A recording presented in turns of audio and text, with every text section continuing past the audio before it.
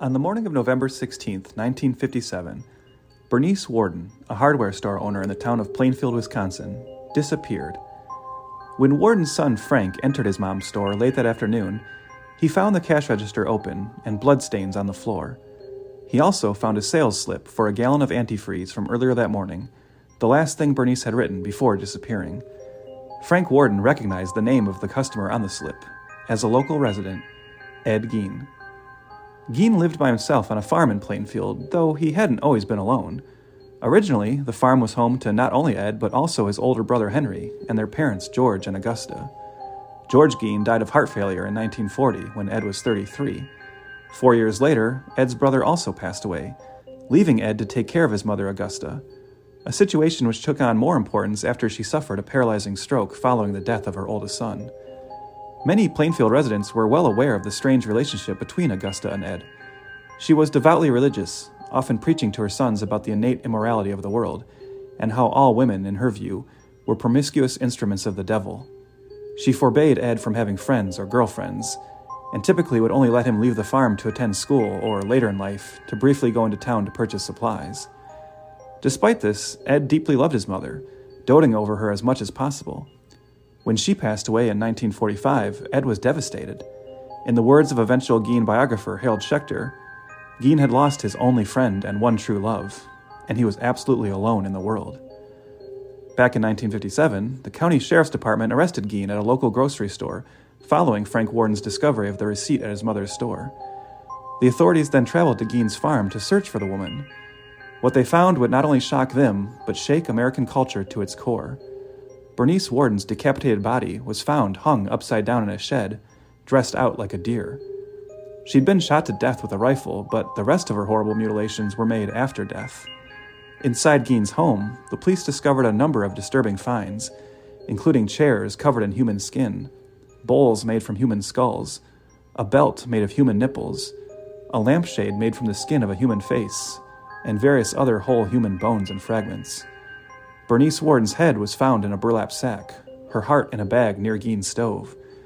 The skull of Mary Hogan, another woman Gein was ultimately revealed to have killed, was also found in a box. But perhaps the most disturbing find, if such a thing can even be quantified, was what appeared to be a skin suit, featuring a corset made from a female torso, leggings made from human leg skin, and a mask from the skin of a female head. Gein would eventually confess that, although he allegedly only killed 2 women, for the last 10 years he'd made as many as 40 nocturnal visits to 3 local cemeteries, where he exhumed the bodies of recently buried middle-aged women he thought resembled his mother, taking them home where he tanned their skins to make his macabre collection. The woman's suit, authorities had found, was Gein's self-professed attempt to become his mother, to literally crawl into her skin so that for a time he could pretend she was once again alive. Gein was eventually found not guilty of murder by reason of insanity, and was committed to the Central State Hospital for the criminally insane.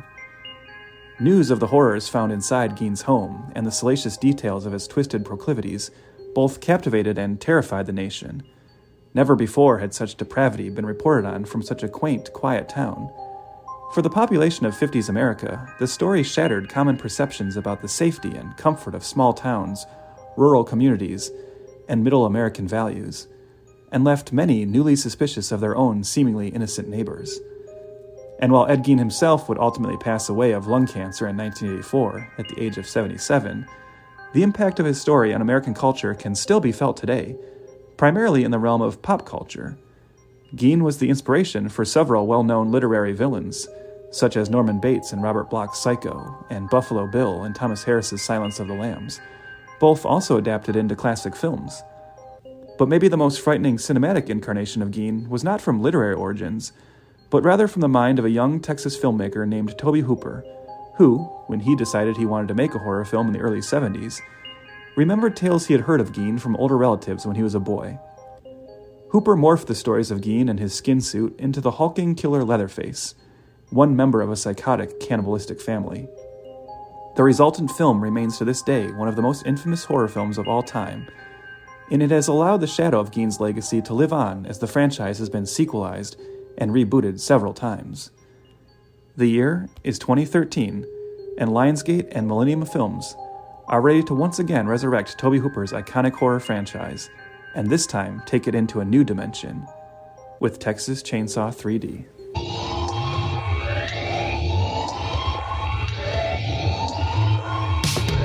10, 9, 8, 7, 6, 5, 4, 3, 2, 1, 0.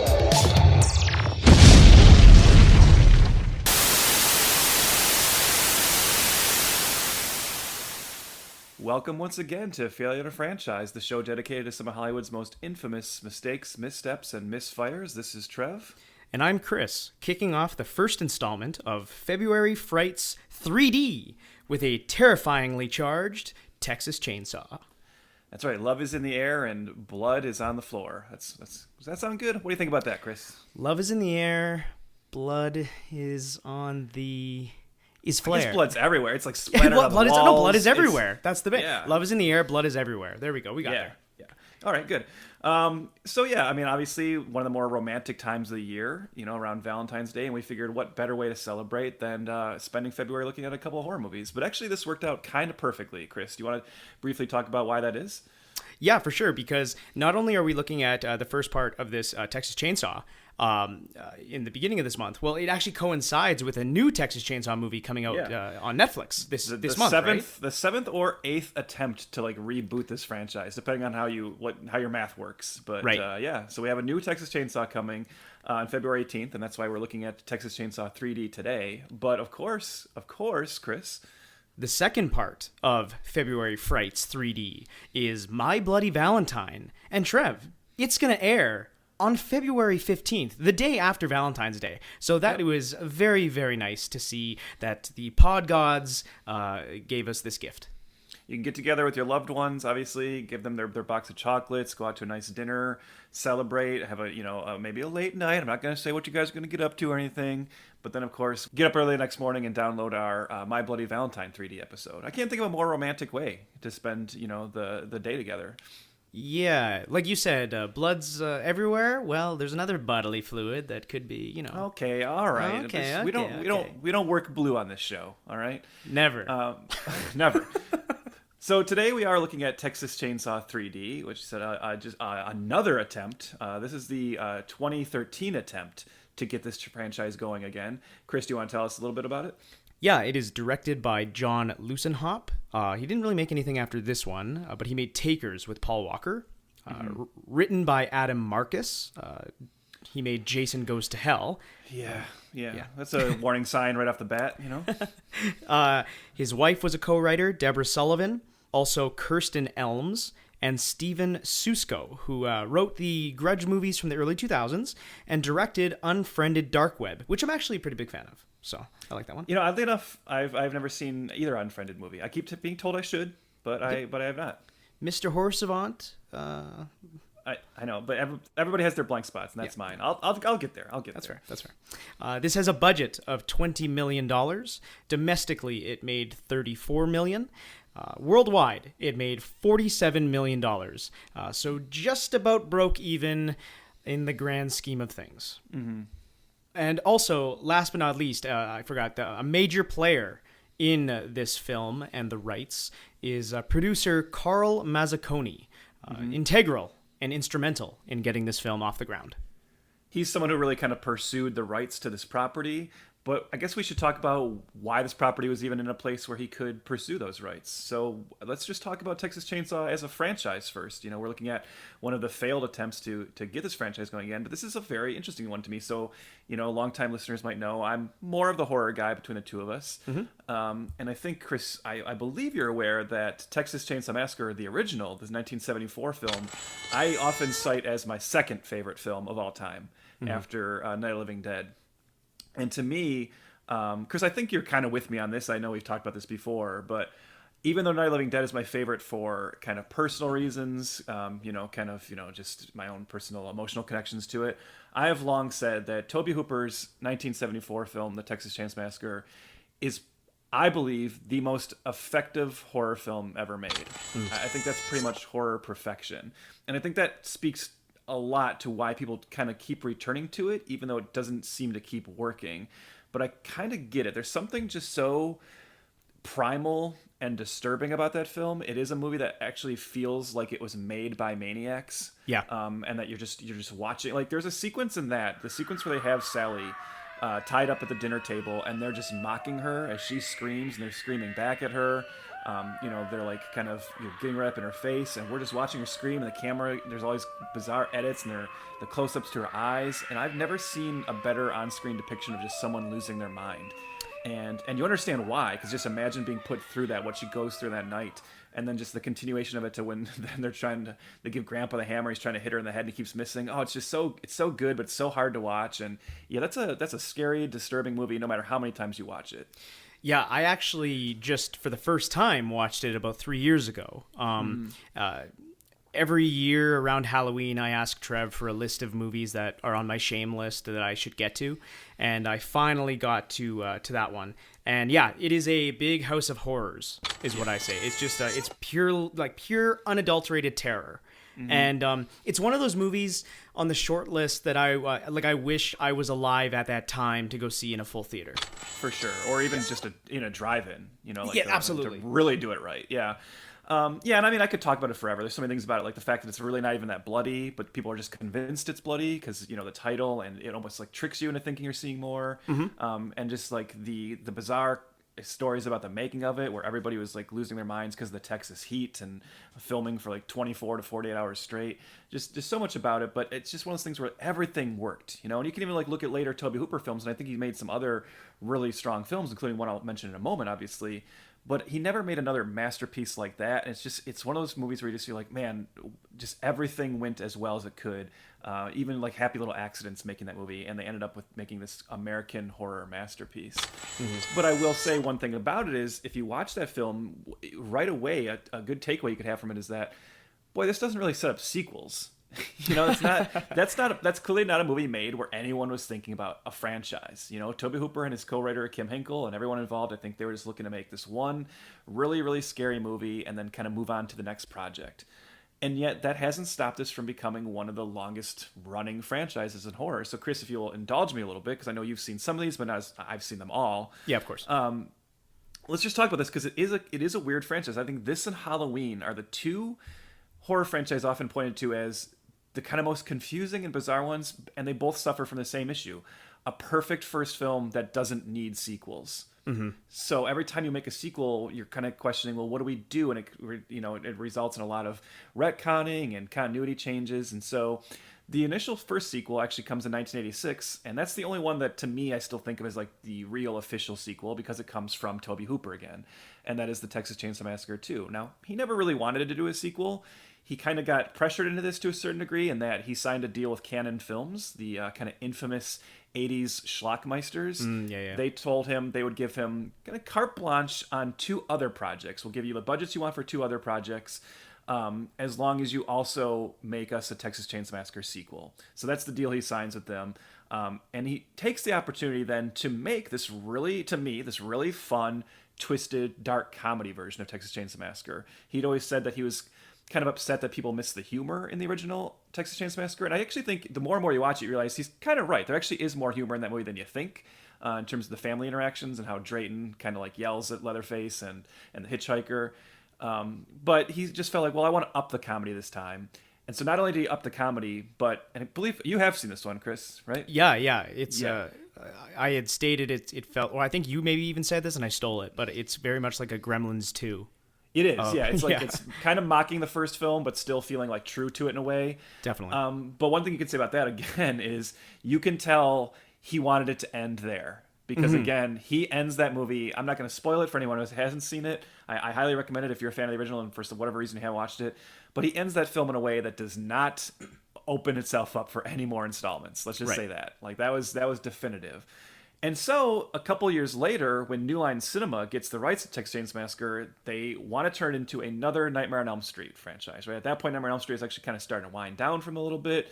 But they were like looking to see, like, well, could we make Leatherface another Jason, another Freddy?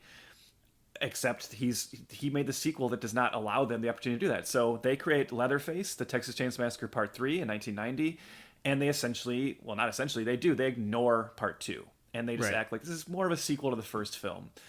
This one's kind of fun. I know this one is definitely, has its fans, has its haters. I'm kind of in the middle on it. I think it's a pretty decent, for what is a commercial franchise attempt at Texas Chainsaw Massacre. I think it's decent.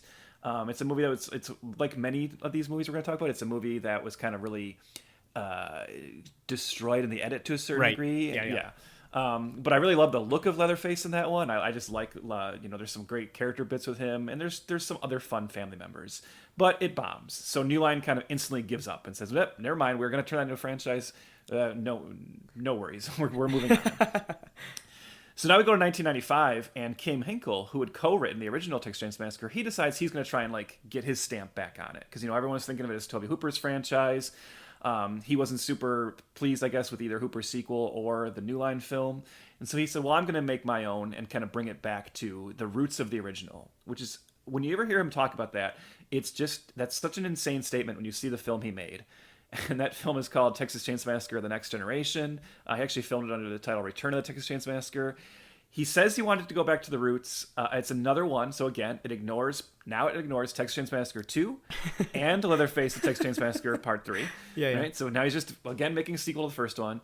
And he says it goes back to the roots, but it brings in, the family. It turns out the family is now, the cannibalistic family in Texas is controlled by, the Illuminati. They're, part of some, bizarre government As they do. experiment. As they do, of course. This guy shows up who looks like almost like half Cenobite in a limo, and it turns out he's controlling the family. This movie is a hot mess. I know this one has its fans too. I really can't stand it, although I think a lot of people fool themselves into liking it because one of the family members, there's two big stars in it. Yeah. The final girl is a young, before she was a star, Renee Zellweger. And more importantly, the key kind of villain, the most psychotic member of the family, the cannibalistic family of Vilmer, is played by a young Matthew McConaughey. And he is awesome in it. So the movie actually is worth watching once just for his performance, because he's clearly having the time of his life and just going so over the top. He's a ball. So I think he kind of tricks people into thinking it's a better movie than it is. But I don't think it's very good. Well, and guess what? That movie bombs too. Nobody cares. It barely gets released. It sits in the shelf for a while. It comes out under a different title. Even when it's released, McConaughey and Zellweger's people try to get it kind of swept under the rug. So it doesn't do very well. So now we wait a bit, and now we get to Chris. I think you're of a generation like many people. This was actually your introduction to the franchise, right? So let's talk about 2003's Texas Chainsaw Massacre. Like I said before, I am a newcomer to the OG franchise just a couple of years ago. But I actually saw the Platinum Dunes film, Texas Chainsaw Massacre, in 2003. I saw that in theaters, starring a young Jessica Biel. I really, really like that movie a lot. I own it. It's right behind me on my shelf. I genuinely think that movie is pretty awesome. I wanted to rewatch it before the pod. I just didn't have time, but I think I might watch it maybe even after recording this podcast. But that one's awesome, and that kind of is the beginnings of the Platinum Dunesy era, right? For sure, yeah. It is the beginning one, right? Yeah, it actually was, Chris. That was their first film, and then I believe they followed that with Amityville Horror and The Hitcher. But Texas Chainsaw Massacre started it all. Not only did it start the Platinum Dunes kind of dominance of that era, but just the remake wave in general. Right? Yes, that kind of dominated the early 2000s. And I will also chime in and say, again, I know a lot of these sequels and a lot of these remakes are divisive, and there's in the horror community you get different opinions. But I am a dyed-in-the-wool defender of the Texas Chainsaw Massacre remake. Nice. And in fact, that and the Dawn of the Dead remake the next year were the two remakes that made me forever change my opinion on remakes. Because I always point to those as those were both two films that when they announced remakes, I was furious. And I went to see both of them in the theater I went to hate watch them, Yeah. I can't believe they're doing this. How bad is this going to be? And then I walked away from both of them going wow, for Dawn of the Dead was just a very cool remake to where it kind of reinvents everything, just uses the basic concept. And then Texas Chainsaw Massacre was the opposite, where it's it's pretty much the concept, of the original, but just brought up to date. It looked kind of, with more modern filming styles, it looks beautiful. It's an incredible, Daniel Pearl, the cinematographer of the original 1974 Texas Chainsaw Massacre, came back and was the cinematographer on the 2003 one. He's always said I did not know that. That's awesome. Yeah, and it's awesome because he actually always talks about how the reason he came back is he always felt that the 2003 one is more indicative of what he wanted to do in the original, but didn't have the money to do. Cool. So we actually get to see it kind of refiltered through his perspective. And yeah, I think that's a genuinely scary movie. I think it has just the right amount of brutality to kind of up it, and it really, I think they were right in that you saw at this point we'd had 3 sequels, none of which really took off in any significant way. I think they realized that there's something elemental about the story of Texas Chainsaw Massacre. You know, it's just Hansel and Gretel at its core, right? Wandering somewhere and suddenly some people are trying to eat you, you know? To just say, like, maybe we don't do a sequel, maybe we just remake it. And I think there's somebody said for that maybe this is a franchise that just should be remade every generation. Because speaking to that, it's so successful, the Platinum Dunes does decide to follow it up with a prequel. And they do Texas Chainsaw Massacre: The Beginning. Now, Chris, I know both you and I have this pet peeve, which is prequels where everything important happens in like one day. I haven't seen that movie, but does it show him get the chainsaw? Chris, it shows him get the chainsaw. It shows how Arlie Ermy becomes the sheriff. It shows how Arlie Ermy loses his front teeth, because remember there's that part of the movie where he takes the teeth out. Yeah. It shows how the other guy loses his legs, because remember he was in a wheelchair with no legs. It shows it all, and it's all in like 24 hours. It all happened on a Tuesday. Tuesday in Texas. It is bad. It is not good. Sucks. It's so disappointing to see to go from the heights of how good that remake was to that prequel. And in fact, like, I have a buddy, and I can't disagree with this, because I don't hate Platinum Dunes the way everyone else does. Sure. I really liked, like, we talked about how we really like the Friday the 13th. You know, didn't like the Nightmare on Elm Street, but it's whatever. It's a mixed bag. But I have a buddy who's often said his biggest problem with Platinum Dunes is that they bought up all these franchises, like Amityville Horror, Friday the 13th, Texas Chainsaw Massacre, Nightmare on Elm Street, and then they just kind of made one movie and moved on, right? It was like kind of very cynical. They didn't really exploit them in the way horror fans wanted them to exploit them. And I've always wondered if that's just because the one time they tried with Chainsaw Massacre at the beginning, it backfired, right? It blew up in their face. So I think that's, you know, they're like, well, I guess never mind. We won't even bother doing more than one, and that's really a shame. So finally, thanks for indulging with that history lesson, because that puts us into where we get to Texas Chainsaw 3D now, because Platinum Dunes flat out announces after the beginning they're not going to do anymore, right? Yeah. They're kind of done with that, and they're looking to get rid of it. So now some other kind of, you know, people start pursuing the property a little bit. Well, yeah, just Twisted Pictures and Lionsgate come out saying they want it. They're the people that have been making the Saw films at this point, making bank with those. So they want a piece of it. They look to a few writers for it. They contact the rights holders, Bob Kuhn and Kim Henkel, the original writer there, for multiple films. And then in May of 2011, Lionsgate announced that they would be partnering with New Image to produce the newest one, and that John Lusenhop would direct the film. Now, this movie came out in 2013, Trev, and I just said in 2011 it was announced, and actually filmed in 2011. I don't know if you knew that as well, but it was filmed, all of it, in July and August of 2011. Then it was pushed to October of 2012, but then all of a sudden Silent Hill Revelation was coming out, Argo, Sinister, Paranormal Activity 4, and Taken 2. So Lionsgate actually shelved the film until the dumping ground of January 2013. Yeah, as a horror fan, I definitely remember those days of when we all knew there was like a new Texas Chainsaw Massacre movie, and it was just like sitting there, and we're like, what's going on with that? Is that like ever coming out or what? I want to just briefly talk about like New Image and you know, sometimes you see it as New Image, sometimes it's Millennium Films. They're two kind of like sister companies. Sure. Because New Image is who they initially partnered with to make this, but it ends up coming out under the Millennium Films banner. I just wanted, because I like to throw in like little interesting trivia when I can, because why not? It's fun. And Millennium Films is to me a very interesting production company. So they are kind of the brainchild of Avi Lerner, who's one of those like old school, like, I'm trying to think of the word. Well, he's like an acolyte of Golan and Globus, of Canon, or he actually worked with Canon in the 80s, and then decided to make his own offshoot company, which became New Image. And Avi Lerner, like Golan Globus, is this like Israeli businessman who decides to get into like film producing, and he's just looking to make hot garbage because he knows hot garbage sells, right? And but I think what's so interesting about Millennium is if you go through their entire filmography, kind of following like the Golan Globus like model at that time in the late 80s when they start, it's mostly like straight to video stuff. Like I'm scrolling through right now, we have things like A Lethal Ninja, Terminator Woman, Cyborg Cop, Private Lessons 2, Woman of Desire, Project Shadow Chaser, Cyborg Cop 2, of course, you know. And there's like so many of these are like television films and direct to video. And then at a certain point, in about 2006, they start kind of trying to like weed their way into theatrical as well. They kind of dominate the early 2000s in the straight-to-video market with like movies like Shark Attack and Octopus. They get into that like the creature feature that was like dominating like video shelves. But in 2000, like in the mid 2000s, they start like dipping their toes into the theatrical market, and they start with the Nicolas Cage Wicker Man remake. What is that? What is that? What is it? Oh, no, not the beast! Not the beast!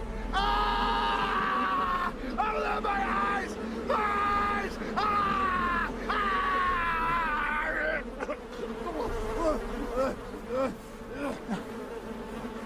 Oh no. And then also the Brian De Palma film, The Black Dahlia. So it's like they don't come out of the gate strong, but you see like, well, like actually they're kind of willing now to like try to have bigger prestige products. And then next year they do like 88 Minutes. Do you remember that like Al Pacino movie that nobody cared about? Right. So they start like they're still doing their straight to video stuff, but they're also doing these like kind of theatrical films. And at a certain point they do end up partnering with Lionsgate. And when they do, they really kind of get going to where again they're kind of making. They are like a glorified B-movie studio because they're the ones who do Rambo. You know, they end up doing. I believe they even did Rambo: Last Blood. But at that point, they're working with Lionsgate to kind of pump out like they do things like Drive Angry. They're also involved in films like the Conan the Barbarian remake, the Expendables franchise. So they're like, you know what you're getting when you see that Millennium logo at the beginning of a film, right? They really are like the modern day version of canon, where you are getting glorified B-movie trash. Yeah, like, fun schlock. You have to have that expectation. So I think that's just important to know because don't go into if Millennium Films are making a Texas Chainsaw Massacre movie, it's not really fair to go like, I bet this is going to be as good as the Tobe Hooper one. You probably got the wrong mindset at that point. Definitely. So as I mentioned before, Carl Mazzaconi, the major piece of the puzzle here for this remake. He bought the rights to them, hey, and he what is it? He could have made 6 feature films if this one took off. Mm-hmm. This did not. That's why we're talking about it. But he was the producer of I remember this. I remember Repo the Genetic Opera. That's the only thing. I don't really. I'm not like I never saw it, but I can picture the cover art. It was very dynamic. I remember that movie's poster big time. I am a Repo fan. Yeah, I like that movie quite a bit. I didn't realize he was attached to it, but yeah, I quite dig Repo. Okay, cool. Mm-hmm. But yeah, he said a lot about this movie leading up to making it, during, and after. On the why of it all. When I pursued the rights to this, I wanted to reboot the franchise off of the original. I thought there was an enormous missed opportunity, mainly for continuity. The first one had a greater consistency for horror, and they got campier after that. That's an interesting choice, but I wanted to make a classic monster movie in 3D. I took a page out of a lot of masters of horror and put a bit of Frankenstein in here, some Jaws, Hitchcock, and King Kong. First of all, what? Yeah, those weren't the movies you were thinking of while watching this, Chris? No. All right. It's all mixed in there, he says. It seemed cleaner to me to just go off of the original. Well, I mean, it's not like even that's not an original thought, right? Because at this point, every sequel had done this, right? Like they keep ignoring the other sequels and going back to the original. And Chris, I want to read you a Carl Mazzaconi quote, which is, I think, maybe the dumbest quote we have heard yet on this podcast. And this is a show dedicated to dumb people making dumb decisions, right? I want you to listen very close to this quote, Chris. I'm guessing you clocked this one too. He says, I believe what's going to make this movie stand out from all the other horror movies is that we're not relying on gimmicks to make it scary. We tried to make a smart horror film, a classic modern-day monster movie, and it's in 3D. Let me read that to you one more time, just in case anybody missed it here, right? I believe what's going to make this movie stand out from all other horror films is that we're not relying on gimmicks to make it scary. We tried to make a smart horror film, a classic modern-day monster movie, and it's in 3D. What? Should this guy be allowed to produce films? I don't know. That's what a bizarre statement. Yeah, that was great. That was the next thing I had highlighted. Oh man, even this one, like he has he likens Leatherface 2013 to 2 animals. He's a shark. Leatherface is a land shark with his blade. There is no way to defend yourself. We saw him as a pit bull that once in a while gets out, wreaks havoc, and then comes back as a loyal servant. The combination of those 2 things informed the script. I mean, he's a land shark. Also, Should what else? have got Chevy Chase to play him. Why not? Just go all out. He also, what does he say here about the director hiring John? He goes, I've known John for 10 years, and we worked together on this script, and he has a good sense of the tone we're going for. I wanted to work with friends. I thought Takers had some good action to it, and he's telling a story here. This is not a slasher film. This is not a movie that does not have a plot. It's a plot-driven story, and that's going to be the difference between our movie and 90% of the movies made recently. What? Hold on, he keeps going. We do have some graphic moments in this movie. Will it remain? I'd rather overshoot and then figure it out in editing. It's been shot, but what remains is unknown. I will say this. This is not a movie that needs graphic violence to be a compelling story because the plot is so good. This movie holds its own. And what's even doubly funny about that is, Chris, I'm sure you saw too, their first edit for this film did get NC-17 for violence. Yeah. They had to cut it down to get that R. So we don't even need senseless violence, but yet you peppered it throughout the movie. Yeah. Mm-hmm. Yeah, he's an interesting character, this Carl Mazzaconi. Yeah. I mean, there's some quotes he reads where you think, like, yeah, it sounds like he kind of gets the original, and then there's other times where he just sounds completely bug nuts insane. So, nice guy. Yeah, I'm sure he's a great guy. So going off the producer, let's just talk about our two main leads, I guess, at this point. Mm-hmm. The first, the main, the girl, the woman of the hour. The final girl, I guess you can call her, even though there's a twist there. But Alexandra Daddario. Mm-hmm. She was in the Percy Jackson films before this one, and then really took off with True Detective for reasons. Right. Yeah. Yeah, she's an interesting star because she's one of those people that seem like, and she's obviously gorgeous, like the camera loves her. I don't think she's not talented. I think, I've seen her be kind of fun and things. Like, even I'm not a huge fan of the Percy Jackson movies, but I remember her being like one of the highlights on a performance level. She was good in True Detective for more than those reasons. Yeah. But there's just something about her where, am I wrong? She's just never quite taken off in the way that I feel like she was initially kind of poised to. I think looking at her filmography after, with San Andreas and then Baywatch, I think directors and filmmakers don't know how to use her. I don't want to sound gross, but like it does sound like she is so mega beautiful. Like she's so good looking, and she's got some assets to her that I think they don't know what to do with her other than show those assets off. Do you know what I'm trying to say? Like, no, they don't give her time to shine as an actress. They give her time to shine as a thing on screen that you can ogle. Right, she's almost been positioned as like an old school, like kind of like sex object starlet, yes, right? Which has maybe like been the detriment to her, and it is too bad. I do remember, to give her some credit for being kind of funny, I do remember when President Obama put True Detective on his year-end list of the shows he'd enjoyed, and I just remember her classic tweet where she just said, "Oh my God, Obama's seen my boobs." I think that was good. But yeah, it's just like even today, like she was just recently one of the stars of that HBO show, The White Lotus, which was like a really big, like kind of water cooler show, but it was like the show was popular, right? People were talking about like the concept of the show, and like it wasn't necessarily like actor driven. Even they're doing a second season now with like almost an entirely new cast, and she's not a part of it anymore. So it just feels like she never quite popped the way it seemed like she might for a bit. However, Chris, I do have an interesting factoid about her, and I don't know if you saw this. Did you happen to see who she is recently engaged to? I did not, no. She just recently got engaged to Andrew Form. And if that name sounds familiar to you, that is because he is one of the producers of Platinum Dunes. No shit. So even though this was not a Platinum Dunes Texas Chainsaw movie, she ended up still engaged to one of the like the big brains behind the 2003 Texas Chainsaw Massacre. So just a little like, IMDb trivia hounds. You guys love putting those little factoids in. There you go. I just threw one your way that I don't think was in there, but somebody should obviously add it. Full circle. Yep.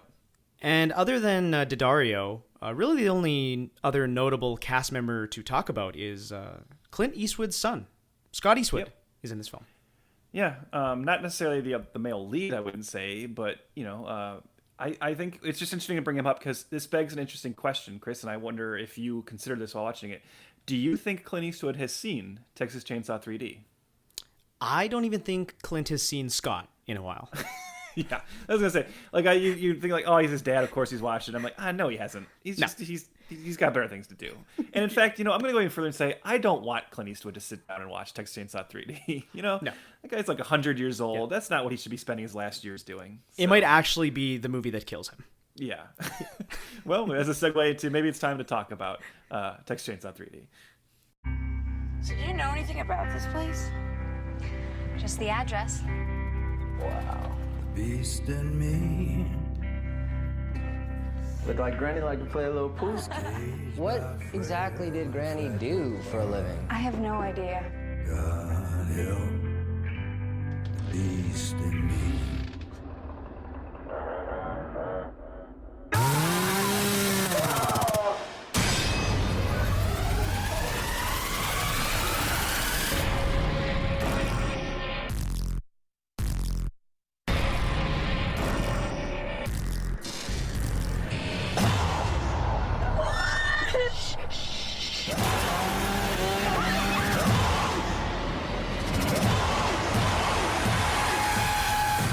Who is that?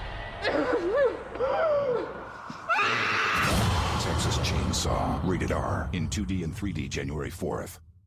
After the original massacre in 1974, a vigilante mob of enraged locals surrounded the Sawyer house, burning it to the ground and killing every last member of the family. Decades later, a young woman named Heather learns that she has inherited a Texas estate from her grandmother. She decides to bring her friends along on the road trip to investigate her inheritance.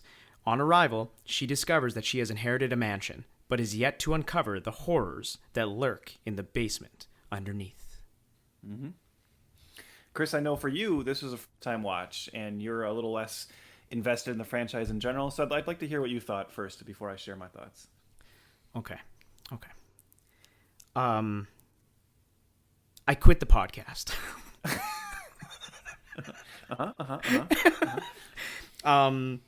We've watched some bad movies in our time, and I'm sometimes pretty lenient. I defend stupid stuff like Wild Wild West, or I say Spawn is the worst thing we've ever seen, or I defend Gem the Holograms to you a little bit, right? Mm-hmm. But this is embarrassing. This movie is lazy, cartoonish acting, mind-boggling plot decisions, and my worst. Oh, okay. I'm like rubbing my temples right now. I can hear it. I can hear you rubbing your temples. Okay, I love horror. Like, I love the genre. Okay, you are an aficionado. I will never take that away from you. You are an encyclopedia on the genre, and I love it. But what I fucking hate in horror films is when every character is the dumbest fucking character, that they cease to exist as a real thing, a real person. And this movie is just everybody is making the worst decisions, the dumbest decisions, and not even decisions. They're not even emoting properly. And that's what was killing me. That none of these actors that are in peril are ever emoting as if they're in peril. We'll get to that in a second. But just my brief thoughts. This is fucking terrible. It is just very, very, very, very bad. Very bad. And I don't know how much I'm going to be able to say if I liked anything, but go on. I think I'm kind of coming around. I didn't think it was that bad. No, I'm obviously just kidding. Chris, I hate this movie. Yeah, okay, thank you. Fiery passion. Yeah. Oh, thank God. This is by far the worst Texas Chainsaw movie. So I talk about how I'm not a huge fan of like the prequel movie, the beginning to the reboot. I'm not a huge fan of the McConaughey film, but this is garbage. It's, as you said, this is an embarrassing movie. And you said you're going to struggle to find some things. I will find a couple little things just because I love to give myself that challenge. But overall, yeah, this is so many wrong decisions. There's a gigantic just stupid filmmaking plot hole that was kind of instantly mocked as soon as the movie came out. I know we're going to talk about that. But there's also just a large narrative decision that ultimately sinks the film. And what, as we get to that later on in the podcast, when we talk about the twist of the movie, what's really frustrating is you realize there was maybe even an interesting way to do that twist. You know, you could pull that twist off and make actually the first genuinely compelling Texas Chainsaw sequel since the second movie, but they do it in such a stupid way that you just kind of can't believe what you're seeing when they put, because it's, as for a studio film, like, are they really trying to do this right now? I know. And it's like, and it's just so bafflingly bizarre.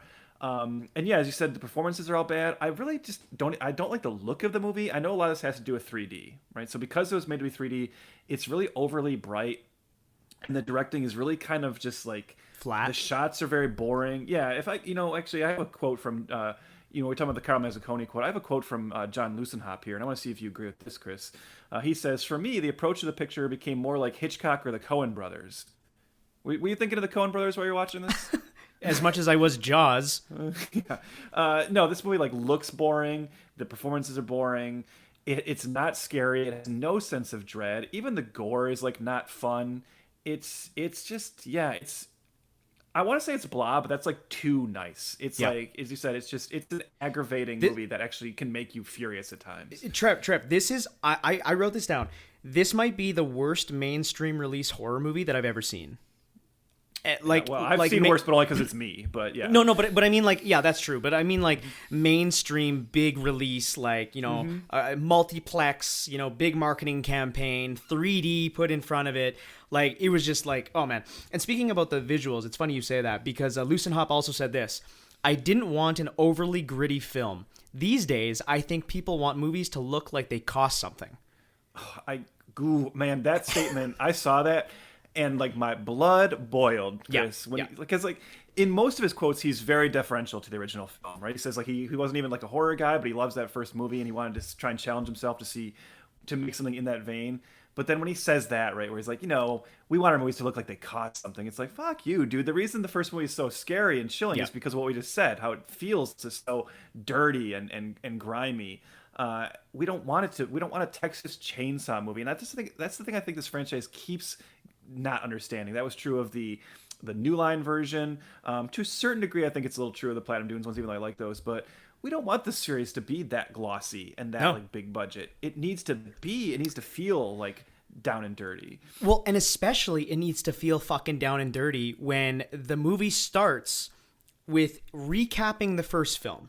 Which, that's the main title sequence, is it's recapping the first film. Now, long-term listeners will realize that me and Trev have talked about this a bunch. The worst thing you can do in a bad remake or sequel is remind you of the greatness that came before. So in the very first minute, this movie's yo, remember that fucking awesome horror film? Well, get ready. Now, not only that, is that it looks, you're reminded of the grit, of the grime, of the almost avant-garde feel, right? That macabre type of way of film, that, indie filmmaking, right? And then this movie takes place literally right after that sequence. Yep. The end of Texas Chainsaw 1974. This movie takes place right after. And I first of all, I like that idea. I do too, yeah. I know what you're about to say, Chris, and I totally agree. So go ahead and say it, because I know exactly what you're getting to. Yeah. And I love that. Just start off immediately. That's such a cool idea. Mm-hmm. But Trev, the old one was filmed on 16 millimeter and was very unpolished and looked like an indie film. And it cuts to digital 3D cameras. Yep. Yes. And that cut is jarring. Oh my God. It's so bad that you're sitting back and right away I was like, oh no. And that's the first 2 minutes of the movie. And I think we need to talk a lot about this opening sequence. Yes. So, not to bog down, the whole podcast shouldn't be about this opening, because you're right. So here's where right away you start to get this push and pull of oh man, this is where I'm already starting to get annoyed and aggravated, because, as you said, it takes place immediately after. They did go to the trouble, and I give them all the credit in the world for this, of perfectly recreating the house from the original. Mm-hmm. And I've read about how they did that, so the actual original house from the 1974 movie, it's actually been moved. It's not in the same place where it was when they filmed, but they did move it in its entirety to a different location, Texas, and it's a restaurant now. And they sent crew members there to measure it. They measured the house, and then they took screen grabs of the original film, put them into this computer program, and created these high-res 3D scans of the house, so that they could perfectly replicate it. And so as you said, we have this jarring cut to this like digital film, but then you see the house, you're like, oh, that's actually pretty cool. That's cool. They like completely like rebuilt it, and it looks perfect. And I know I read about how there's some original cast members that come back for this. Grandpa is the same actor who played Grandpa in the original. They let him come and just do a little bit of a cameo. Gunnar Hansen, who played the original Leatherface, he's in this scene as a different member of the Sawyer family. And I read about I'm sure it was when they walked up to it, their minds were just blown. They're brought right back to filming it in 1974 because they really did the work. And then you're like, oh, you did all that work for this? It's like, this is what you're giving us with that. I was just watching this thinking, like, I wish they had, like, what they should have done with that house afterwards is they should have just left it up and made that into a haunted attraction. That would have been the best thing to come from this movie. Because it's, like, so awesome that they rebuilt the house. But then right away, you get into, like, not only does it look bad, because it's so bright and it looks digital. Chris, who the hell are these, like, 18 other members of the Sawyers that are suddenly sitting in the house? So like I haven't rewatched the first original film since I saw it back in 2019, right, when I watched it for the first time. And I'm sitting back in my chair, arms crossed, totally baffled and bewildered that I had to pause it. And I had to like go look at like the cast list of the original to be like, wait a second. Yeah. There was like a whole fucking gang of them. I didn't remember that at all. And no, it's not the case. They just appear out of nowhere, and they're for more gore. I guess I really don't know what the thought was there. And then here's another one where here's where they do something kind of cool, but then it's like, So Drayton, the cook from the original film, unfortunately Jim Saito had passed away by this point, and he would have been obviously far too old to play his younger self here, anyways. Unless you do de-aging, I don't think this is the kind of way it's going to do that. I don't think they were worried about timelines, which we'll get into. But you're right. Actually, you are right. So maybe if Saito had been around, they would have used him. Yeah. But because they couldn't use him, what they did instead was they cast Bill Moseley to do a brief little cameo here as Drayton. And why that's actually significant, why it's cool. So horror fans might know Bill Moseley, of course, from playing Otis in House of a Thousand Corpses and Devil's Rejects. But more significantly, the role that made Bill Moseley a horror icon, his like kind of screen debut, was playing Chop Top in Texas Chainsaw Massacre 2, the Tobe Hooper sequel, the brother who has like the metal plate in his head. So it's like, oh, that's really cool. That's really cool they brought him in to play Drayton and take that part over. Except then when you watch the scene, I love Bill Moseley. I think that's like perfect casting, but then he like underplays it. He like doesn't have the same manic energy that Drayton had, and right away you have this like sheriff show up. So as we know, this is about, they say it's like 3 hours after the movie ended. So they found Sally. She's told them what's happened. And they come to the house. And first of all, I'm not sure I even believe that this small Texas town in 1974 would have a black sheriff. But he shows up and he's like, just send out the boy. Send out Leatherface. You're telling me that this cop and the police force in general is willing to let all of what happened just rest on this one person? And I love the moment where they're like, well, we'll send him out, but he gets a good lawyer. And the sheriff's like, agree. And at that point, I'm like, fuck whatever this movie is. I want to watch the movie with a lawyer trying to defend a Leatherface. Like what happened in the original movie. A courtroom drama sequel. I love that. Yeah. This like mentally challenged young person with like a mask made of human flesh on him, just sitting in the courtroom, and this like Southern lawyer. Now listen here, the boy's just misunderstood. Like that would be a better movie than what we got. And so do you swear to tell the whole truth, nothing but the truth? Yeah, so I mean, it's cool they redid it. It's cool they brought Bill Moseley in, but it's all for naught because it's just like wasted. And then we get into like the whole vigilante sequence. Like you said, this mob shows up, mob justice, burn the place down, whatever. Yeah. So after they burn the house down in the Sawyers, the vigilante mob kills everybody. There's one lady that gets away, right? And she's found in a garage, and she's got a little baby with her, little baby, okay. And this guy, one of the mob, takes the baby, kills the woman, runs back to his wife, and goes, let's raise the baby. Okay, sure, that's what you do. So they take this little Sawyer baby home with them. Now we flash forward a couple decades, okay? And we meet Alexandra Daddario playing Heather. Now, everyone, you're probably guessing where this is going already. But I'm not even going to confirm it for you. But anyways, we find this 20-year-old gothy chick, Lucen Hop. The director states that he wanted her to go for like a girl with a dragon tattoo vibe, even though she just has dark makeup on. Whatever, it doesn't matter. It doesn't matter. I think we learned the real reason Daddario was cast in this movie when I clocked this. There's a scene that is just her walking up the stairs for 11 uninterrupted seconds.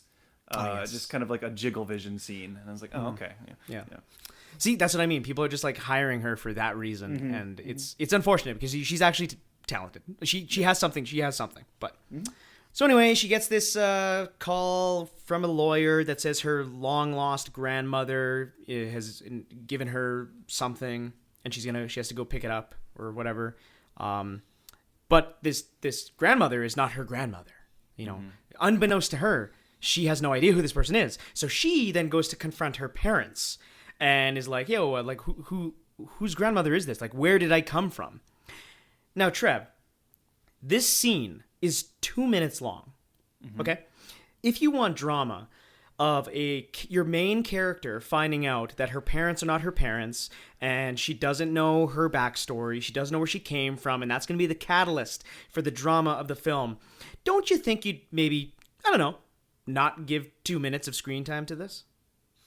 Yeah, I mean, so again, we're dancing around it. People probably know where this is heading, but I just always think, I've seen this movie twice now, 2 times too many, and both times I watched it, I have thought to myself, and I'm sure this is what you're alluding to, Chris, is even though this movie would still be bad, imagine a cut of this movie where you remove the scene showing them take the baby in the first part.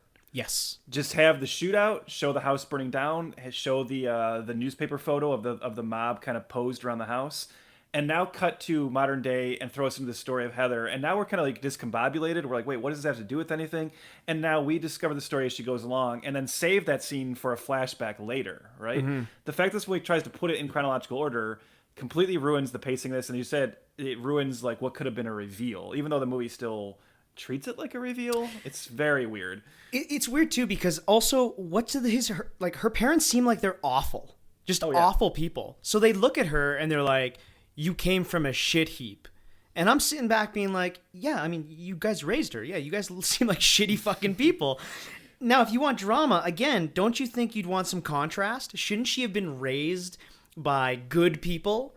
And then you find out later she was the baby that was found that is probably related to the evil Sawyers? But here's the problem, Chris. You can't have her raised by good people because that ruins the other bizarre narrative choice this movie makes later. Correct. Which, of course, we're going to get into. Yeah. Correct.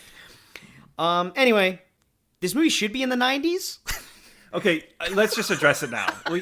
Why go any further? Because you just mentioned that the film cuts from the mob in the 1974 footage to a 20-year-old character named Heather. And so our listeners who have not seen the movie might be thinking, oh, so this movie takes place in the 90s? Oh, no. Oh, no, dear listeners.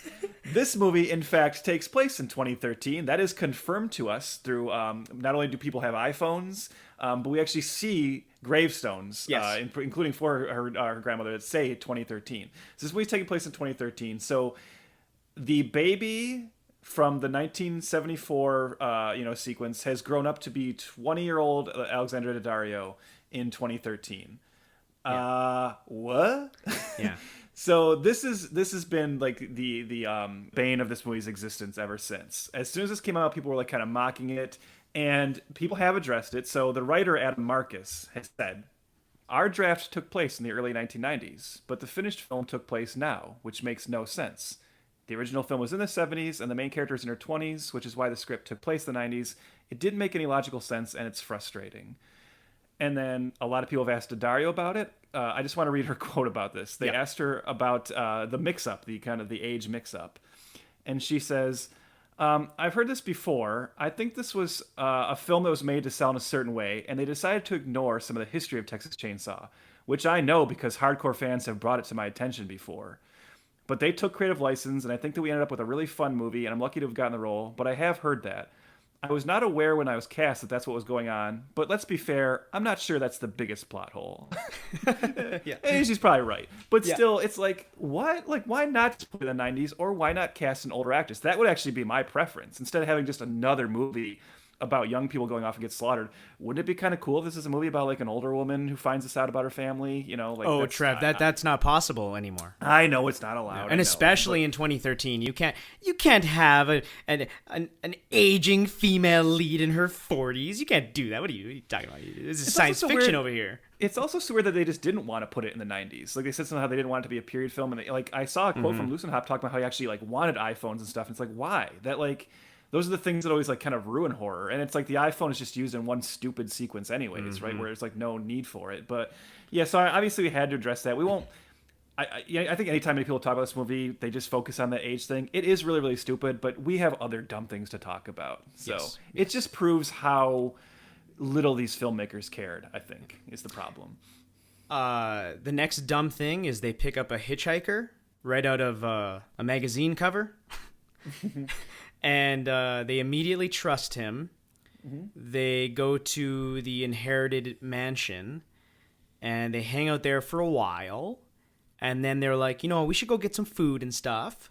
And they're like, well, let's leave this stranger here at the mansion. Well, of course. That's We've what you known do. him for at least an hour, Yeah. Why not? And they all leave, listeners. All of them. There's, what, 5?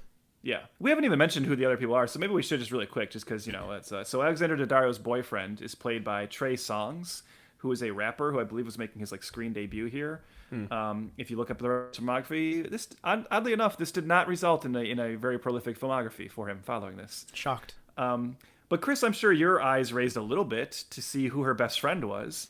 Oh, I did. And that was Tanya Raymond, who Chris and I, of course, will know as Alex Russo in Lost. Yes, Danielle's daughter. Yeah, very fun to see her. Maybe, I don't know. I was going to say maybe she's best known for this, but I guess she's probably best known for Lost. But I think also should be known for the fact that when she was 21, she dated the 56-year-old Jeff Goldblum. As you do. As you do, yeah.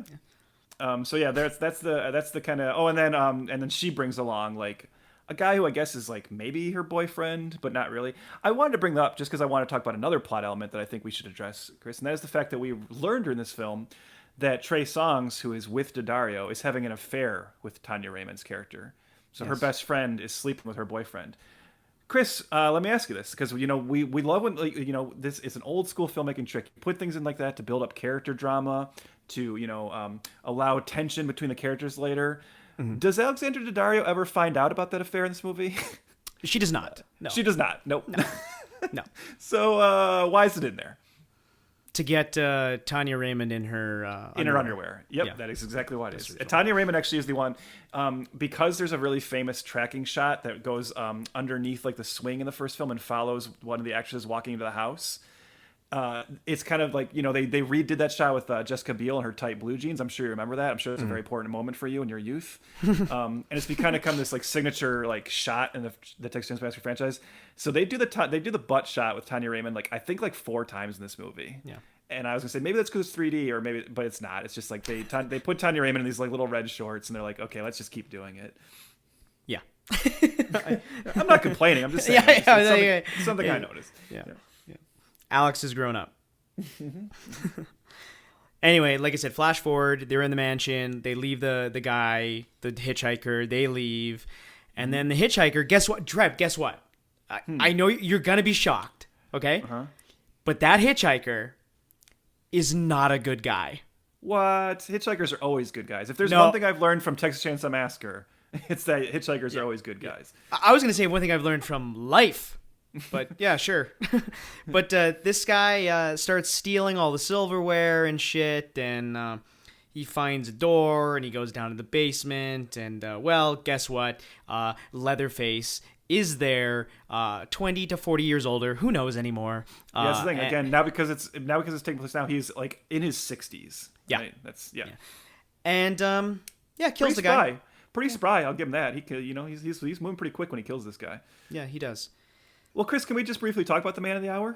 This is Dan Yeager playing Leatherface. Sure. As we said, not Gunnar Hansen, I believe, to this day is kind of the only iconic Leatherface. And you have someone like Andrew Byron-Iosky, who played him in the 2 Platinum Dunes films. To date, I think the only actor who's played the character more than once. So this is Dan Yeager. He's a very, very tall actor. It even shows on screen. I think he's the kind of the biggest Leatherface in terms of height and everything. There's usually not much to talk about with performance to this character to a certain degree, but I do want to ask you, do you hate this Leatherface mask as much as I do? Because it looks terrible. Oh yeah, it looks like I made it. Yeah, this is a movie. This is a movie that costs money. When people love when movies look like they cost money. Don't forget that. But apparently that money, he doesn't think that should translate to the look of the mask, which does not look like human flesh. It looks like someone took like a cow pie and like flattened it out and stuck it on his face. It's so weird. It just looks like his face is like covered in shit. And like that's the thing is like even like the bad Chainsaw Massacre movies, like Leatherface is usually interesting to me because he just has this like cool look, right? And this one, I just hate it. He looks so boring, and it's it's you can't even get the mask right. Ugh. No, you can't get that right. I don't know. Like, usually we don't like go plot by plot with this movie, but yeah, I guess they come back. Like the gang comes back, and they're like, "Oh no, the hitchhiker was mean, and he ripped us off." And well, it doesn't matter anyway, because fuck it, we're still gonna have a party, and it doesn't matter. So this movie broke me, Trev. Well, I'll just quickly go through what happens next, because you're right. We don't, but like, there's not much to this movie. So, as Dario goes off to like, goes into town and kind of, some other crap's happening with her, right? We'll get back into that. But Leatherface just starts destroying like the other like friends, right? Yeah.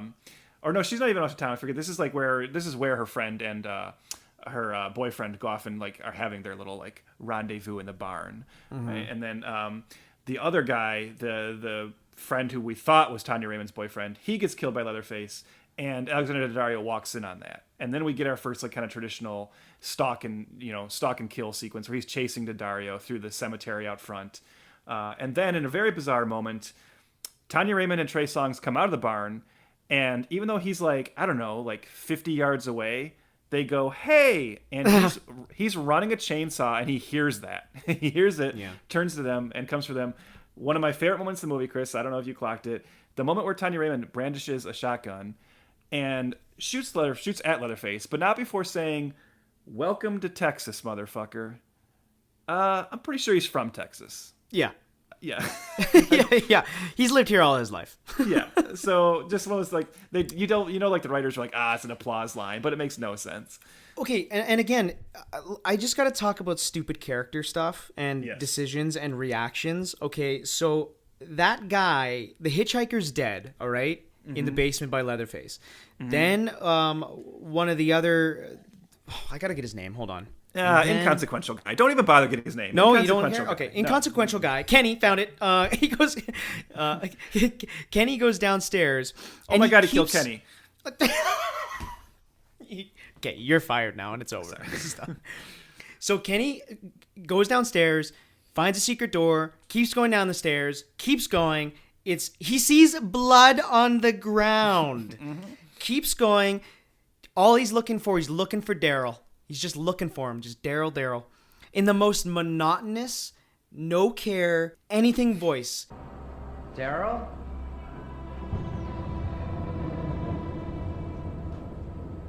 Yo, Daryl! He's in this hidden, dusty basement with a blood pool beside him. Doesn't give a shit, doesn't react at all. He gets killed. Daddario finds now Kenny dead and doesn't react at all. Goes upstairs, sees Leatherface in the kitchen, doesn't react. Just runs away. No scream, no freak out, no nothing. And again, this is in contrast to the first film. The first film is, like I said before, unadulterated fucking horror. Like, people are reacting the way you should be reacting in this situation where a guy is cutting a limb's fingers off in the sink. You know? You might scream. But guess what? Daddario's not going to scream. She's just going to slowly walk away and then fall down some stairs. She sees her friend on a hook and chainsawed in half. Doesn't scream. Slinks away. There's no urgency. And then going back to that barn scene where those two characters are having sex, and then Daddario comes out with the van, and they yell at Leatherface to get his fucking attention. They ram a gate. The car stalls. But they don't get out and run, Trev. No. They open up the gate. They still try to start the van. No. But then they get the van started, and they go, and then they stop. They stop the van just enough that Leatherface can chainsaw the tire, and then the van goes, and it flips on its own, thusly killing Trey Songz. Although I will say, you mentioned how there's like nothing you have to praise in this movie. I do find it actually genuinely funny when they drive at the gate and they don't smash through the gate. Instead, they just crash into it. Just because that is a nice little subversion of what usually happens in a movie. Yeah, it's all right. Yeah. Trey Songz dead. Whatever. Yeah. And then Leatherface chases Daddario through a fairground. And okay, like, Chris, hold on a second. Don't go any further, because this carnival scene. Okay, first of all, I do not believe a character like Leatherface, who we see in the first film, like chase Sally only to the point of like the gas station and then stop because he's afraid of like what Drayton will do to him if he goes any further. Obviously, this family's like worked very, very hard to keep what they do secret from society. Even though I understand Leatherface is not the smartest character in the world, putting it lightly, I don't believe he would chase her into this carnival. Right? It's just so strange. And then. Oh, we also get an exciting cameo, though, here, Chris. Jigsaw shows up, I'm sure you noticed. A nice little Lionsgate cameo, yeah. But Leatherface chaser... Just reminded me that I wanted to watch my good movies that I like. Yeah, a franchise we actually... a more consistent franchise, yeah. But what's really strange, too, is if this is the point where you're like, okay, if this movie is... This movie obviously is trash. Like I said, it's a Millennium film, so I know it's trash. It's, like, pretty trashy up to this point. Why in the carnival is he not just, like... swinging his chainsaw at everybody? Why is this not like an entire slaughter sequence? Instead, he's just like laser focused on Daddario, and it's so again you've put it into like a stupid environment that it shouldn't be in, but you're not even using it to like its full potential. So that's just what I mean. This movie is like always undercutting itself, especially not with the chainsaw. Oh, you're fired now. We're both fired. We can't do any more of this episode. There's no listeners anymore. It doesn't matter. It doesn't matter. Yeah. We scared them off with this movie. Yeah. Can we just get to the main thing that breaks this movie, other than this just talking about stupid characters and bad kills and blah blah blah? Let's just get to the main crux of why this movie is garbage. We can, and of course, but before we get like deep into it, Chris, I should mention one thing we did forget to say in terms of other cast members. There is another really important cast member that I want to point out here, and he ties into the big reveal here. The lawyer who gives her the keys to the house, and is like, gives the exposition later, is Richard Reilly, who of course everyone knows the jump to conclusions guy from Office Space, and he's just one of those actors who I always love seeing in anything. I don't know if you remember him from that. There are people in this world that don't have to put up with all this shit, like that guy that invented the pet rock. You see, that's what you have to do. You have to use your mind. And come up with some really great idea like that, and you can make millions, never have to work again. You think the pet rock was a really great idea? Sure it was. The guy made $1 million. I had an idea like that once, a long time ago. Really? What was it, Tom? Well, all right. It was a jump to conclusions mat.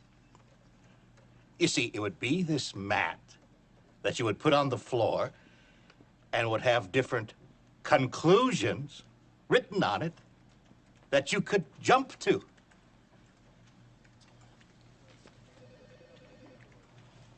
That is the worst idea I've ever heard in my life, Tom. Yes, it's horrible, this idea. He's just like one of those character actors that I'm always happy to see, and I don't know what he's doing in this movie, but God bless him for at least putting a smile on my face for a couple seconds there. I recognized him. I didn't know from what. I realized he's like the guy that pops up in things. He's one of those types of actors. Yeah. So let's remind everybody of John Lucenhop for a second. All right. Mm-hmm. He had never directed a horror picture. All right. Mm-hmm. And it was the Sawyer family ties and Leatherface's unexpectedly sympathetic nature that resonated with him the most from the original Trev. Okay. Mm-hmm. My approach was, it can't just be about whether a girl gets away or not. We've all seen that movie. So then this idea of family really started materializing. I don't have friends. I got family. And how even if you're a monster, you still got a family. It's about family, and that's what's so powerful about it. Leatherface isn't just a nightmare. Underneath that mask, there's a very damaged, very abused kid whose mental state never evolved. He has very simple reactions to things, like, those kids shouldn't be in the house. I'm going to kill them. Or, that girl got away. I guess I gotta go get her. When we attacked Texas, my approach was, okay, so what will this be about? It can't just be about whether a girl gets away or not. We've all seen that movie. So then this idea of family really started materializing, and how even if you're a monster, you've still got a family. And that's what's so powerful about it. Once we came up with that thought and backed into it, this project became really cool. So, Trev, family, the theme of the Texas Chainsaw franchise, obviously. I mean, as they say in Leatherface, Texas Chainsaw Massacre 3, the saw is family. I know that's, so I don't necessarily disagree. So tell me, like, what was the interesting take that John Lucenhop had on this? Well, the Sawyers are just a misunderstood family, especially. And Leatherface was a victim of bad upbringing. So when that gang of murderous townsfolk burned down their house and killed everybody, they were the real villains. Mm-hmm. Because evil dies tonight, Trev. Evil dies tonight. Evil dies tonight! Evil dies tonight! This murderous, cannibalistic torture family from the original just can't get by, man. This is the point where an already bad movie officially breaks. I would imagine you agree, right? So we get Daddario ends up going to the police department and telling her story. And while they have her waiting there, by the way, let's see, I don't know what happened to her other shirt, but they put her in a much more sexy shirt, like a button-up shirt that she barely wears. But while she's waiting there, she discovers that by looking through some police files that they conveniently just leave in the room with her. She discovers her actual origin, the fact that she is this baby. And as she reads through the news articles, she makes this determination, and they come back in the room, and she's left, and she has scrawled murderers on the newspaper.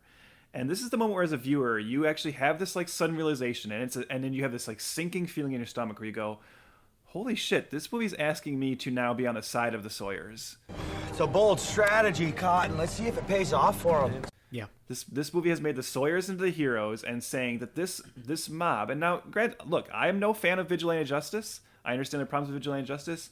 However, when that vigilante justice in a fictional franchise like this is directed at a family who we know has spent years slaughtering any strangers who come onto their property with chainsaws and eating them, I'm not sure I see that moral, I don't have the biggest moral qualms with that vigilante group necessarily. And I don't care how much you make that one character an asshole, like who goes on to become like the mayor of the town.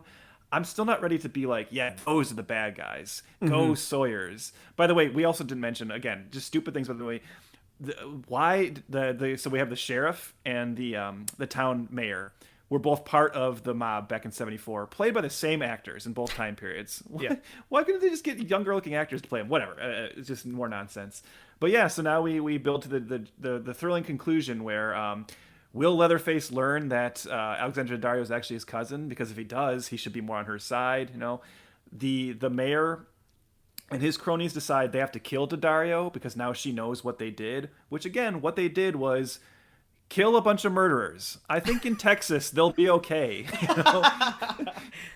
But they decide that she has to be taken down, and this builds to our final conclusion. We've skipped some things, but we said too much already. It all builds to this final sequence, which we want to talk about in the actual meatpacking plant, the actual butcher place where the family used to work.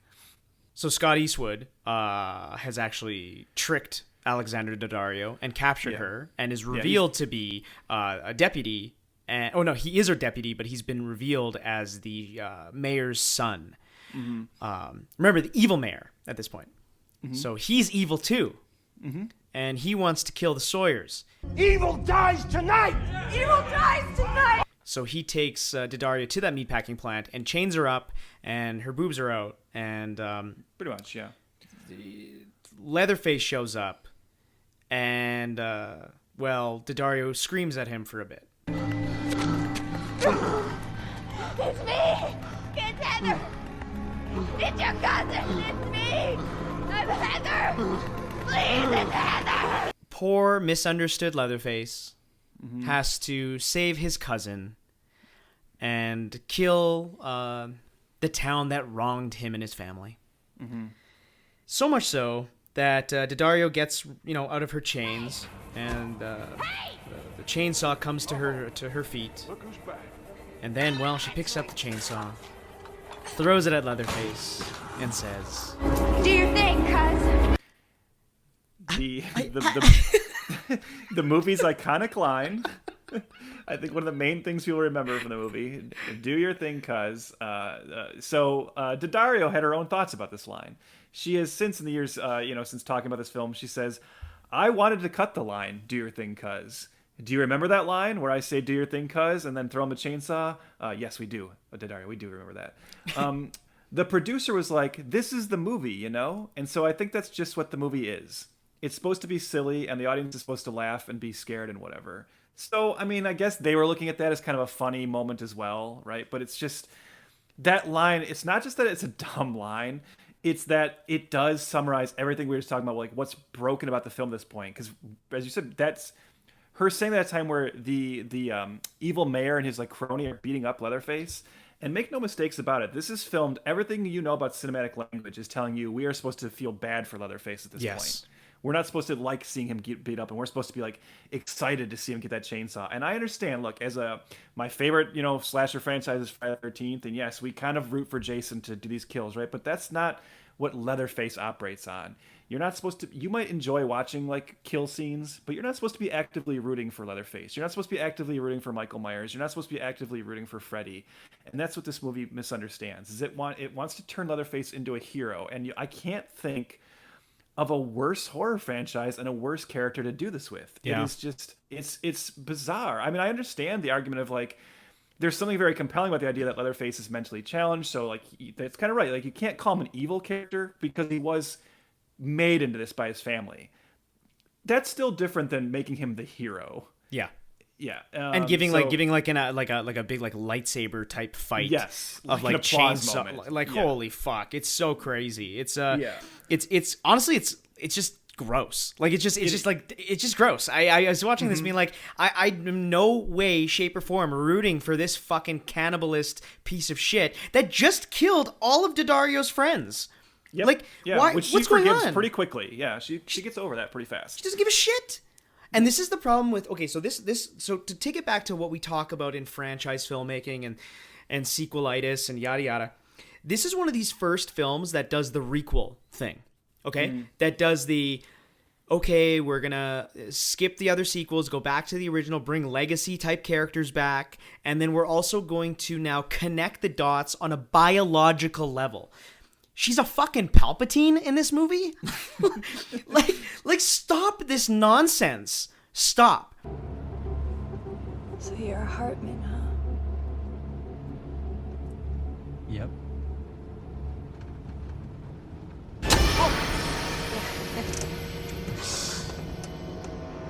I'm a Sawyer.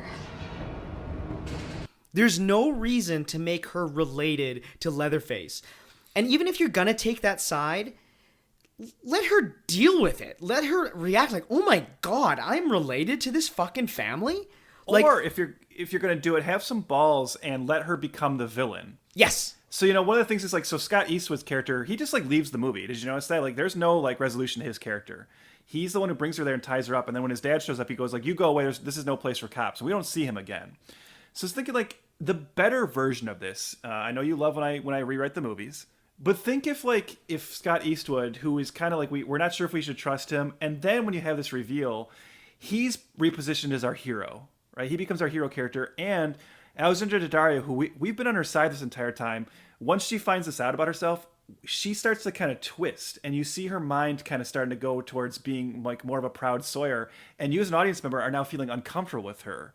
And she actually becomes this like villainous character who decides to use Leatherface as this like instrument of revenge, and it's like, oh no, like I liked her, but she's actually becoming, I guess this was genetic or something. That's still kind of dumb, but it would be better.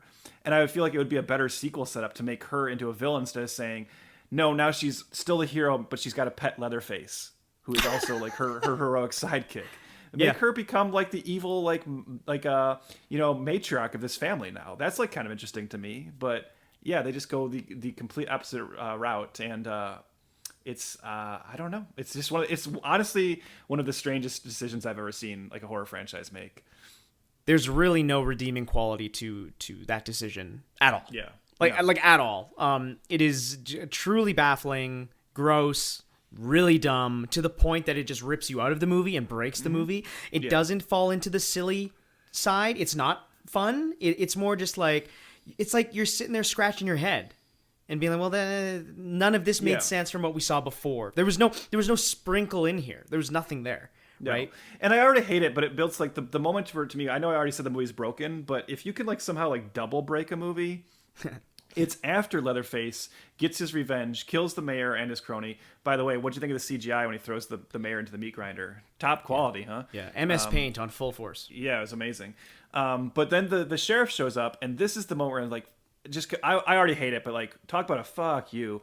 When the sheriff looks down on Alexander Daddario and Leatherface, who he has just watched kill two men, and he knows the entire history of the Sawyers and what Leatherface has done before, what that family did to Sally Hardesty and her friends and so many other families, and he just goes like, clean this shit up, and leaves. And he's just basically telling her like, just take Leatherface back home. I'm not gonna arrest him.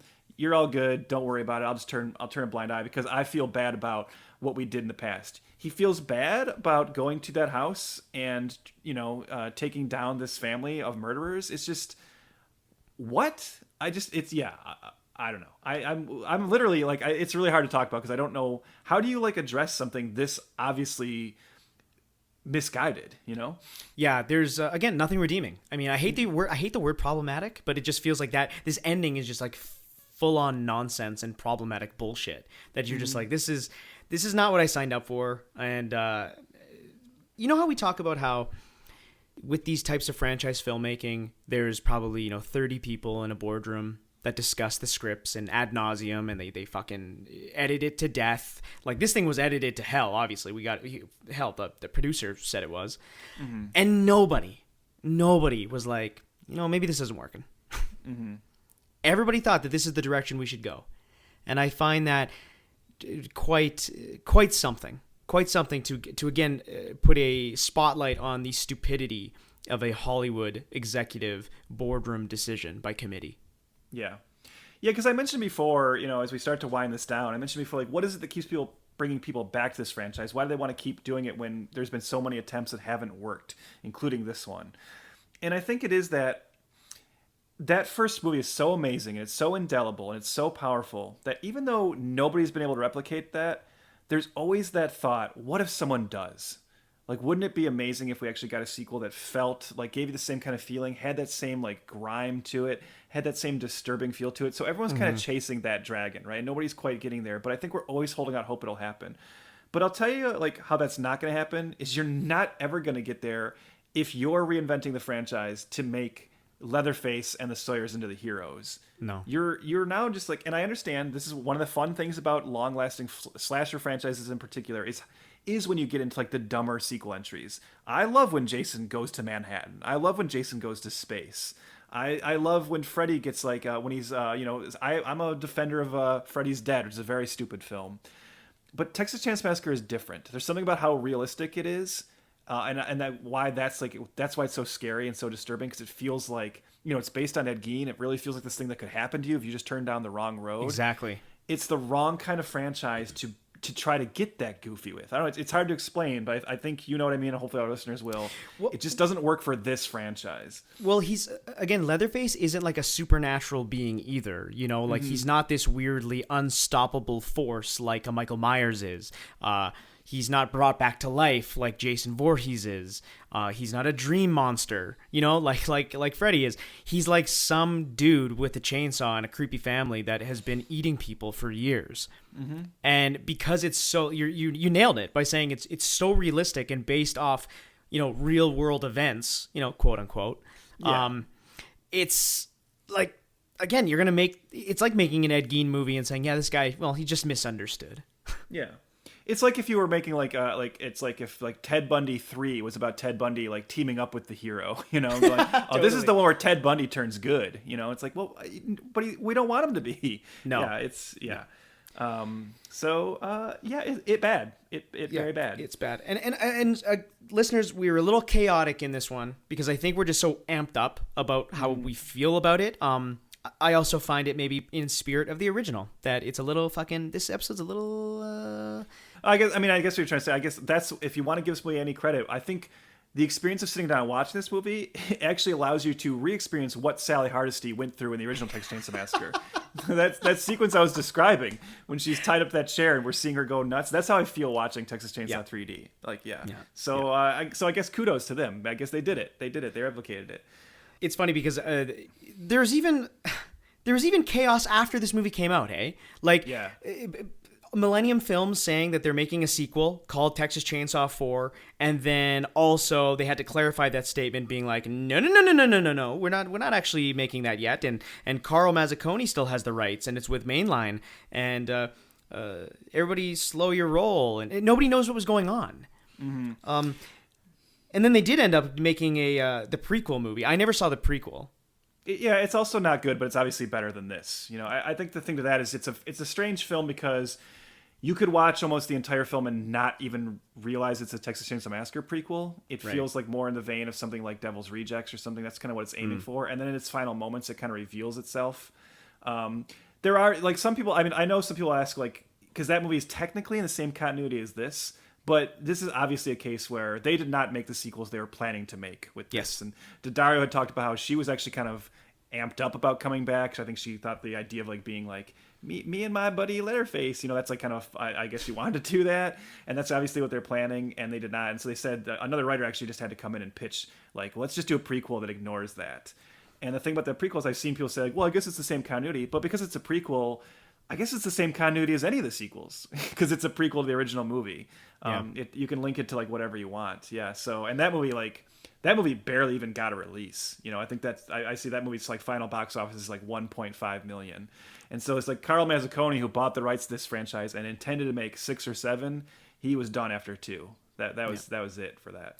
Isn't that funny that this is the exact same thing that happened with Platinum Dunes in a weird way? They make the first movie and then right after they make a prequel and then it bombs and then they're like, never mind, take it away from me. I don't care anymore. So then it ends up in the hands of another production company who makes the new version for Netflix. That's actually Legendary ends up getting their hands on it, and they bring in Fede Alvarez to oversee it. And Chris, I know you're going to be happy to hear this. I'm sure you're wondering, but just as a relief, don't worry. The new Netflix Texas Chainsaw Massacre movie is a direct sequel to the original that ignores all the other sequels. Excellent. That's the only thing people can figure out how to do. I mean, it's just people don't know how else to move forward. It's weird. You actually asked me this in the run-up to recording, what we think they should do with this franchise, right? And now, I am obviously way less versed on the franchise in general, so even my thoughts on that might creep into the sequels themselves, because I haven't seen them, right? But I took what you said, that request, and while I was watching this film, all I thought was, really the way to do a Texas Chainsaw sequel in my eyes is again saying what we've discussed is just keep remaking it for another generation. Yes. I think that's the main thing you got to do. You just remake it every 15-20 years. Just do that's my default as well. I think I would just much rather do another remake at this point. Yeah. But if you were going to continue it from the original, I'm a big fan of Devil's Rejects, and in a weird way that is kind of like a pseudo sequel weirdo type of thing. But I think that's the way to go. I think you kind of follow along the family maybe at this point, rather than people coming to the house. Maybe they move and they go to a different spot and see how that, maybe in the vein of Devil's Rejects. Is that a bad idea? I have no idea at this point. Well, no, because none of these sequels are working. That's the thing. You are the reason I asked this question. The reason this is an interesting question is to be fair to this movie. Not that I want to, because it's a piece of shit, but to be fair to this franchise.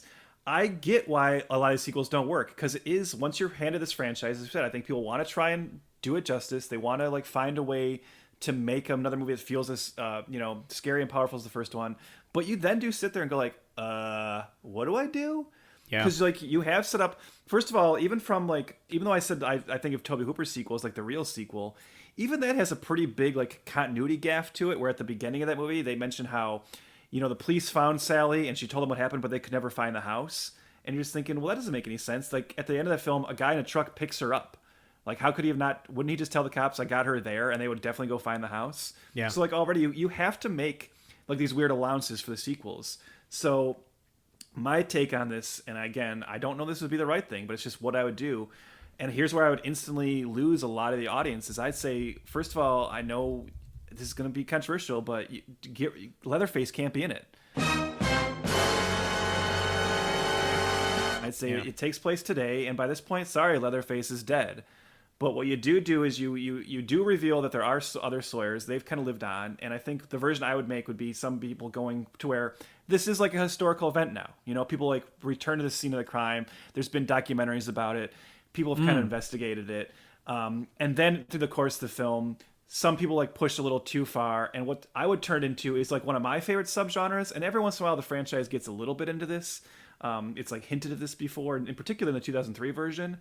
But I would reveal that the Sawyers that have like kind of have kind of continued on, almost like populate an entire town now. And these people find like themselves a commune. Yes, like these people find themselves in a town of like a descendants of this family. And actually, I think what I would build to, and this is like very corny, but look, I'm trying to like sell some tickets here. I think what you would be doing through the film is like you'd essentially see the Sawyers making a new Leatherface, almost like having someone kind of take up that mantle over the course of the film, like with one of the young family members. And at the end, they could even like give him like the mask and give him the chainsaw, and like we see actually now the birth of like a new version of that. Now, I'm saying that knowing that doesn't sound like it'd be great, but I guess it's what I would do, right? It's like I just can't think of like that's the thing about this franchise. It's a tough one. I just know the answer is don't make him the hero. I think that should be rule one on your vision board if you're the person who gets this franchise in your hands. Yeah, absolutely. Yeah. So you recommend this movie? Oh yeah, I think people should see it for sure. Definitely run out and see it. No, I feel like a bad human being for having seen this twice, honestly. So you should feel bad because you watch a lot of junk, but this one is like a bad junk, like very, very, very bad junk. But I can't help it. I'm like, if they're gonna keep making these dumbass Texas Chainsaw Massacre movies, and I'm gonna watch them all. I just can't help it. You're gonna watch this Netflix one because we're gonna have to talk about that movie in probably 2-3 years from now. I know. And Chris, I'm gonna not only time I'm gonna watch it. It's dropping February 18th. I'm probably watching it February 18th. I'm an idiot. I'm broken inside. I can't help it. I hate you so much. That'll do it for Texas Chainsaw 3D. But as we said before, the next installment of February Frights 3D is 2009's My Bloody Valentine 3D. I have seen this, and so has Trev, but I don't remember a second of it, so I'm actually looking forward to revisiting this. It can't be as bad as this fucking movie, so, well, we'll see. Anyway. So, follow along on all the socials at F2FPod. That's at F2, the number 2FPod. Like us there, like us everywhere. Rate, review, whatever you do. If you like this chaotic mess, give us a star rating.